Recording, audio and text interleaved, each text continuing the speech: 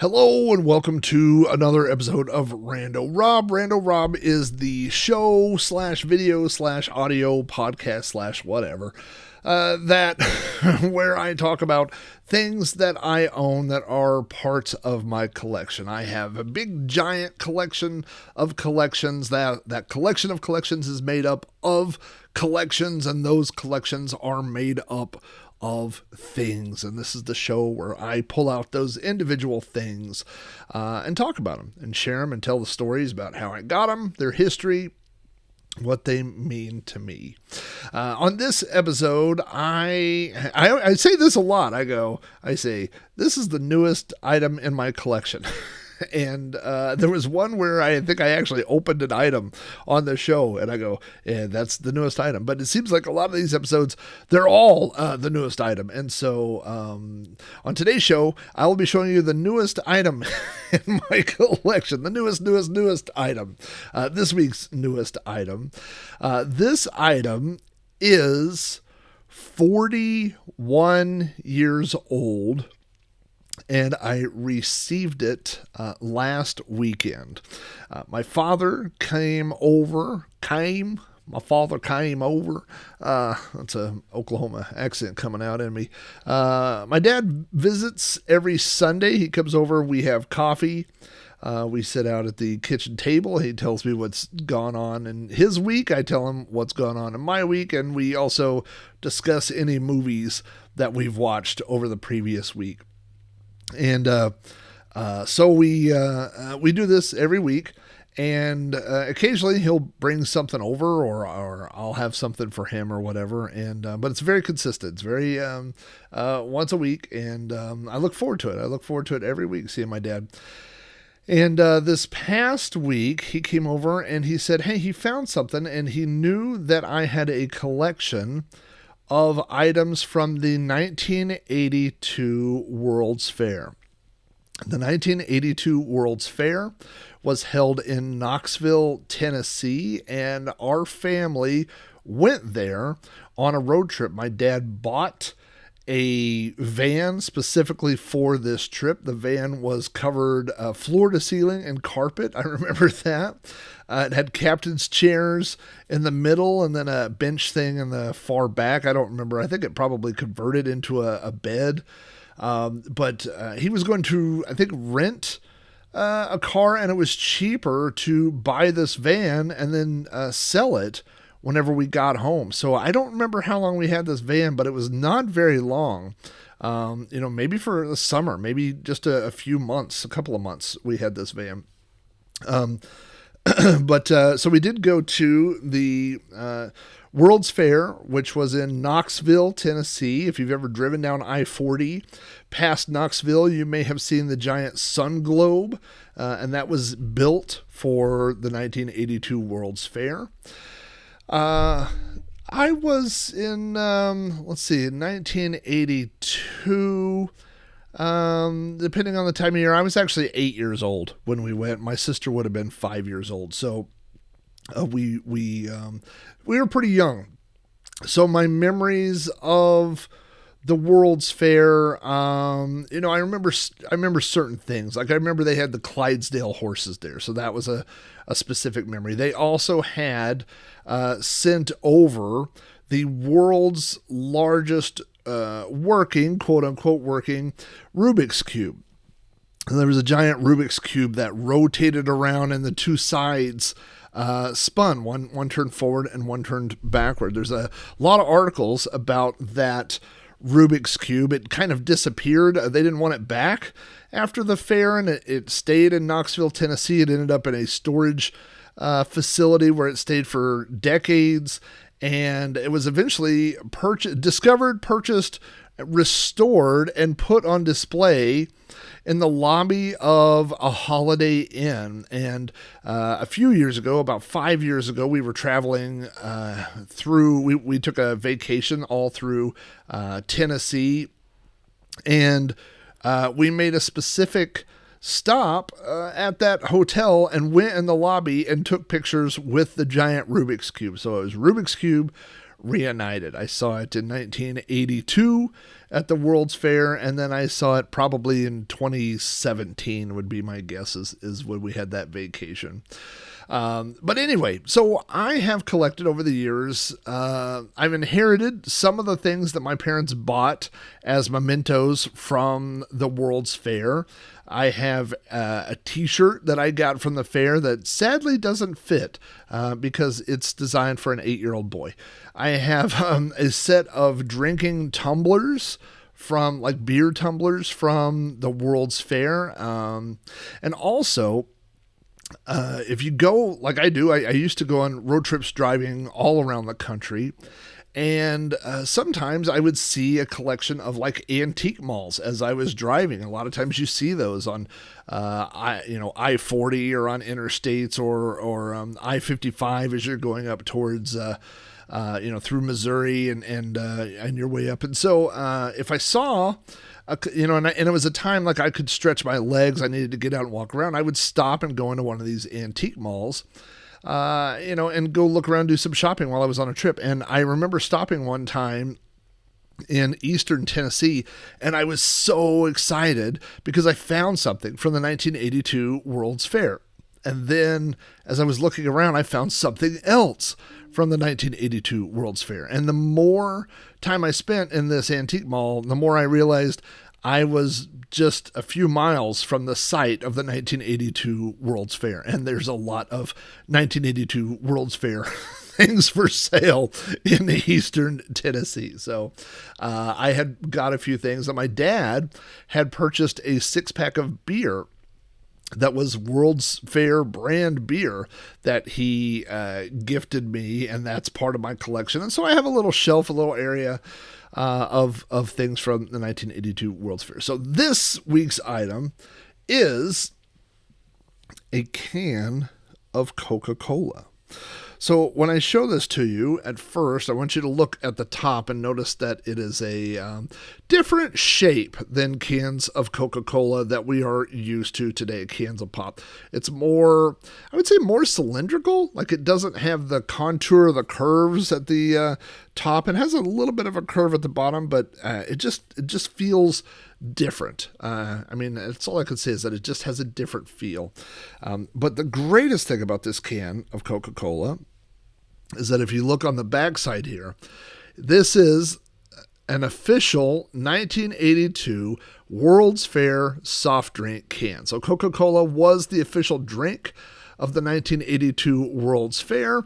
And as you can see, if you're watching the video, we have the World's Fair logo, the Eternal Flame, I believe, which I have pictures of me in front of one of those that was like 20 feet tall, this big giant thing that you could pose in front of for pictures. But this is a can from the 1982 World's Fair that obviously my parents purchased at the World's Fair and brought home with them and saved.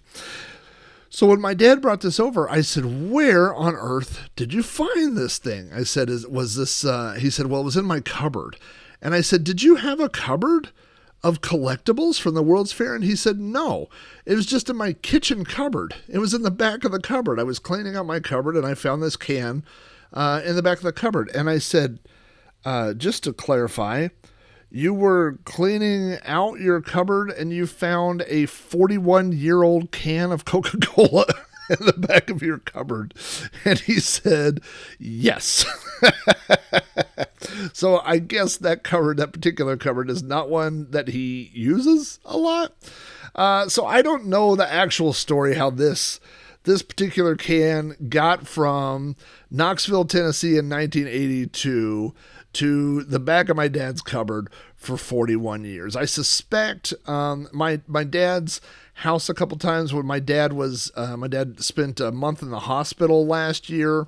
And so there were some times where people came to his house, like family members, to help clean up his house and do some light remodeling. And he's had some other kitchen work done. So I suspect that this can was probably on a shelf or on display somewhere. It probably got relocated to the kitchen, I'm guessing. And then when people were putting things up, it got put in the back of a cupboard. So I don't think it probably lived its entire 41-year life in the back of the cupboard, but at some point it ended up there. And I think when you're single, my dad is single and lives by himself, so I don't think you necessarily pull everything out of your cupboard every week. I think you use the glasses that are in the front or whatever the supplies that are in the front, and you replace them.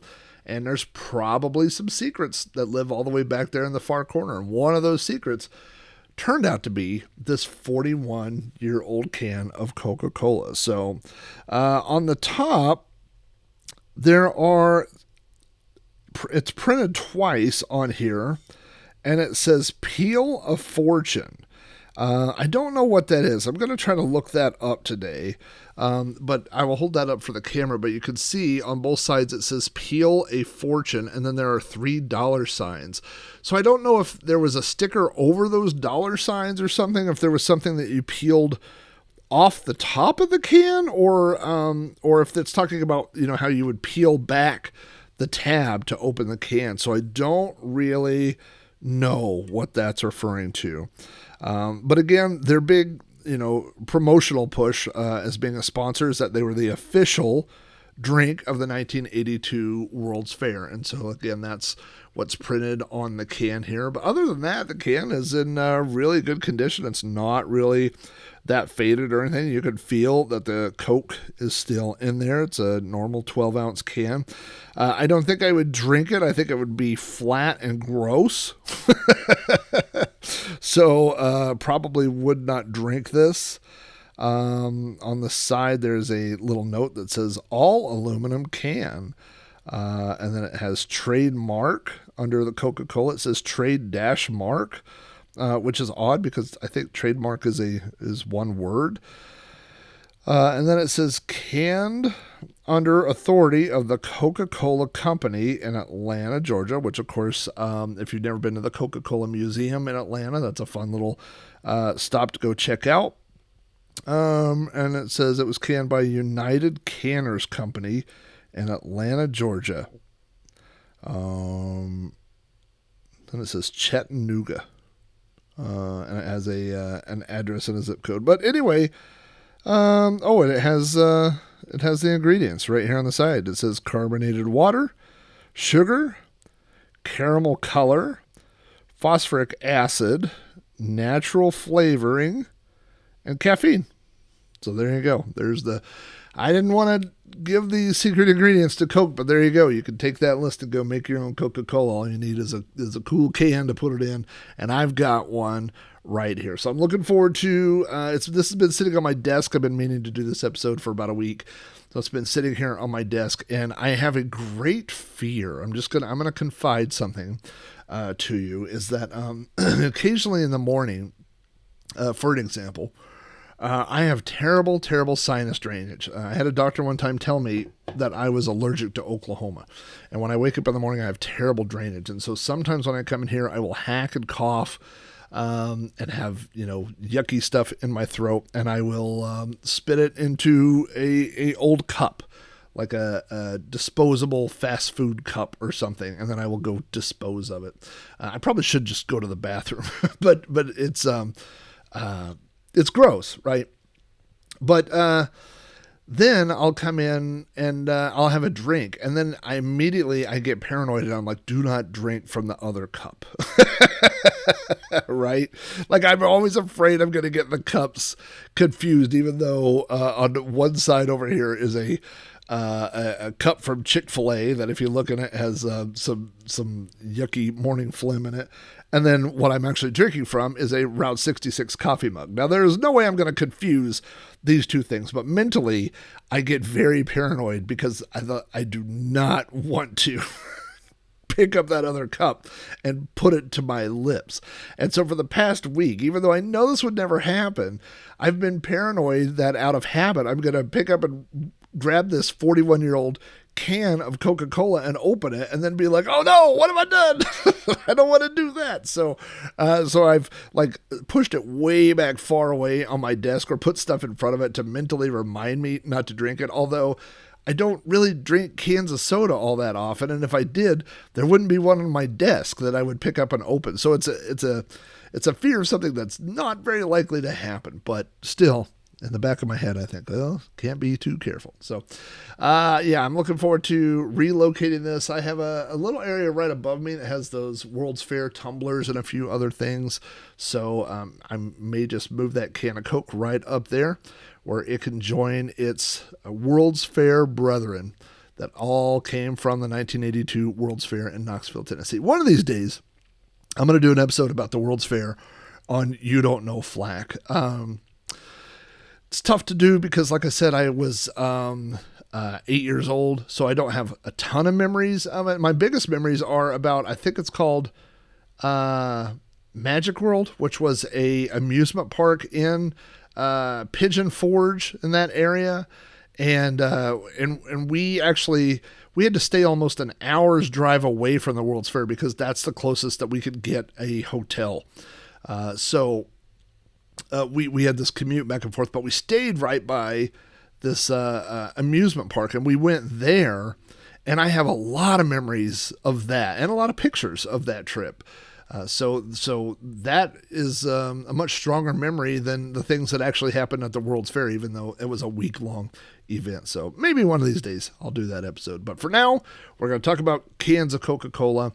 I have some holes. I've been uploading old episodes of Rando Robin. There are some holes in the old episodes. There's one episode that's just missing, and then there's one episode that is so off the rails that it's really not even worth uploading. It's a 30-minute episode where I talked about the item for 2 minutes, and I rambled on about the state of the world for 28 minutes, and it just really is not worth re-uploading. So I think I'm going to take a hard pass on that one. So I'll upload the other 2 from that week, and then we'll get things back on track and get back to uploading the 5 days a week starting next week. So everybody have a great week. Enjoy some Coca-Cola, which was the official sponsor of the 1982 World's Fair in Knoxville, Tennessee. And I will talk to you all soon.